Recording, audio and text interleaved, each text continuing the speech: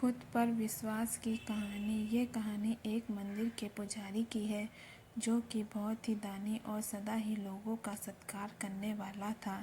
एक दिन क्या होता है उसके साथ हम आगे कहानी में पढ़ेंगे।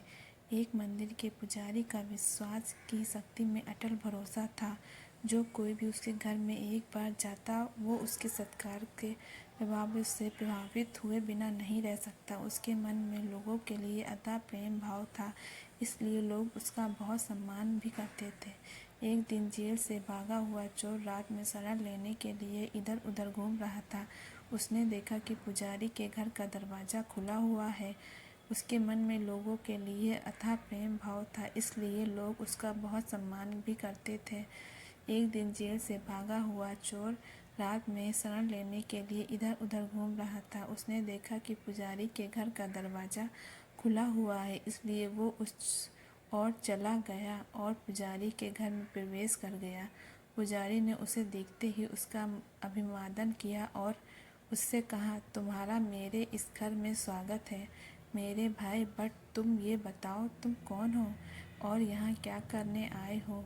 इस पर चोर ने झूठ बोलते हुए कहा, पुजारी मैं एक मुसाफिर हूँ और रास्ता भटक गया हूँ। आपके घर का दरवाज़ा खुला हुआ देखा तो इस ओर चला आया।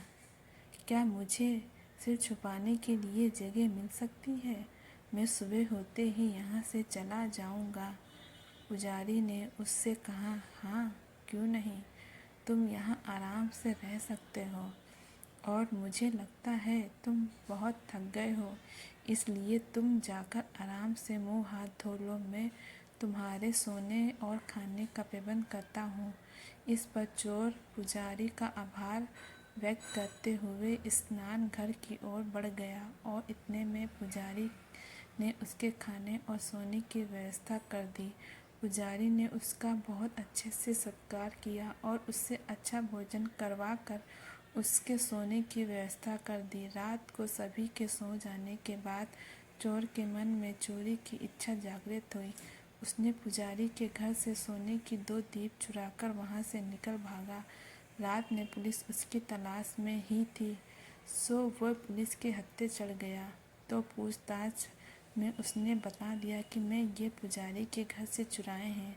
इस पर उसे पुजारी के सामने लाया गया तो पुजारी ने पुलिस वालों से कहा, हाँ कृपया इन्हें छोड़ दीजिए, ये मेरे घर पे मेहमान के तौर पर आए थे और मैंने ये दीप इन्हें उपहार के तौर पे दिया था। इतने में चोर के ज्ञान के द्वार खुल गए और उसने अपनी भूल का एहसास